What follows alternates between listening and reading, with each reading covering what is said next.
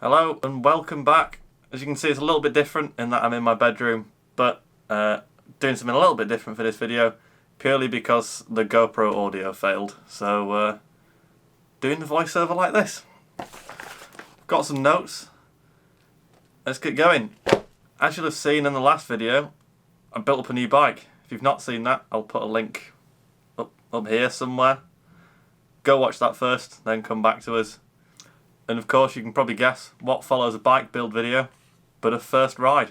So the day after it was built, I headed out to Dalby Forest, give it a first proper ride. Before we get into the riding note, I'd like to say big thanks to the guys at Deviate bikes. They helped me out a lot with getting that built. I wouldn't have been able to afford a bike like that at full price, so it was really good to get some help from them. And it looks sick. I'm really stoked on how that's turned out.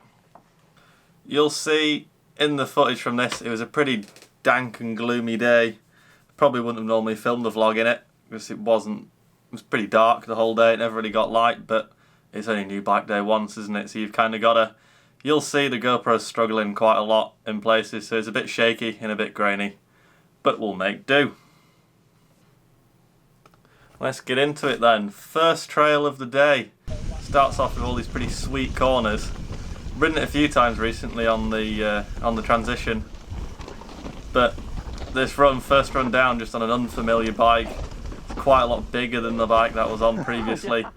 Just felt quite awkward, just getting all sorts of inside, squaring off turns, but that's just what happens when you're not used to something. It's definitely not that big a bike in the scheme of things. I just need to get used to it. Did notice though at the bottom of that trail where there's quite a lot of holes, it did just plough really well. Like definitely didn't seem, the holes definitely didn't seem as violent on a 140, 160 29er as they did on a 130mm 650B. Funny that, isn't it? Been punching trees again.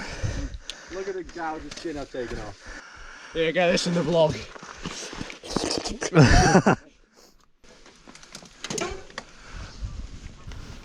Second run of the day. This one's probably one of my favourite trails here at Dalby. Quite fast, got some good turns at the bottom. Feeling a bit more comfortable on the bike, so tried to push it a bit more. Definitely not going 100%. I was definitely a little bit cautious into those steeper turns at the bottom, because I didn't quite know how the bike was going to react. Obviously, just whack some base settings in it, so the suspension definitely could do with a bit of work. It's crazy as well that even though it's been pretty wet recently, that trail just stays dusty. The bottom half of that in the loam is really good.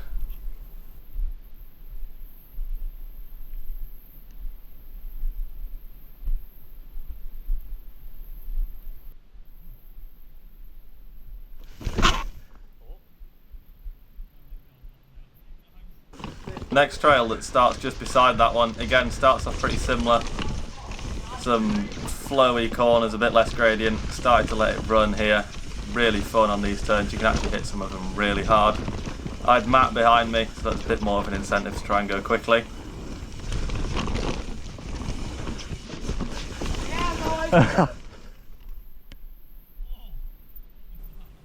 We just hit a few of these turns around here, and all of a sudden we just heard this like sound of metal snapping and quite a big thud. It obviously stopped because it didn't sound too good.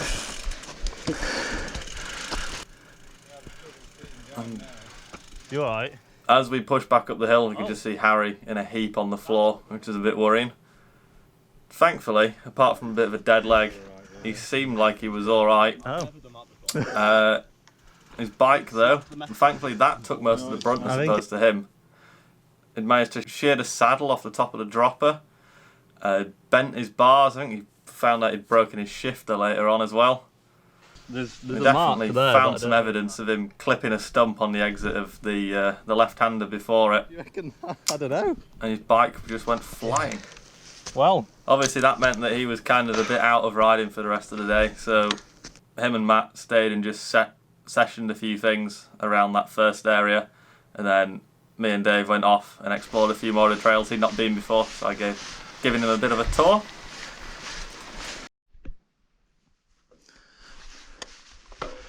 right then.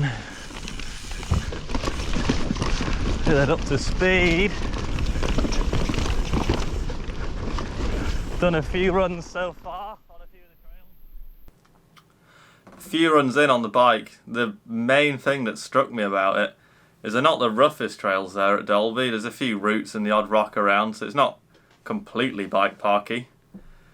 It's just how plush the suspension was. I guess that's due to the fact it's got a high pivot design, so it's really active in the suspension on that bike. And partly is that I've got a coil shock on it for a change. I've never owned the bike with a coil shock on. I think the last time I rode one was probably in Canada, which was 10 years ago. So a combination of those two things just means that it's super supple and it just smooths out all the like small chatter in the trails. Because of those two things, it just feels super planted to the ground. Like the wheels just want to track the ground and just stick really well. Like I really noticed that in some of the flowier turns, like in those trails at the start. Like diving between quick turns, riding them on the transition in previous weeks, I've like popped between them. I like unweighted the bike. I was going to do that and the bike would just stick to the ground. It's going to be partly to do with setup. I can speed the rebound up a bit and I can get it more poppy, but it just felt odd. I expected the rear wheel to come up at times and it just wanted to stick to the ground and keep traction. Some of the trails that we did later on in the day that had a bit more mellow gradient at the top and just flat turns, again, it just meant there was so much grip. And go to rail around the flat turn expecting there to be a bit of give, and it just held the line and just tracked round the corners really nicely. Just feels like that when you get it up to speed, it's just really going to want to hold the line for a section and just feel super planted and controlled. Like, they don't lend themselves to going flat out, those trails at Dalby. There's the odd section where you get it up to a reasonable amount of speed. And I've not been on a full 29 for a while, and then it's the longest bike I've ever owned. So just a few occasions where it felt like you were going fast. Just super stable, long wheelbase, longer reach. Just felt that you were going to just plough nice and straight and true through stuff. It didn't feel jittery at all when you got it up to speed. I'm sure there'll be plenty of time on tracks to test that out.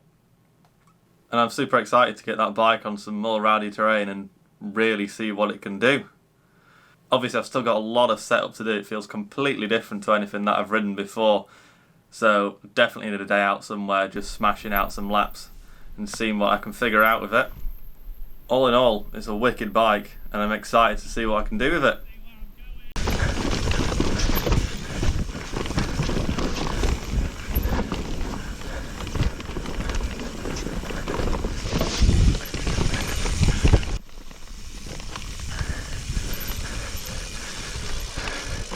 I couldn't see. Yeah.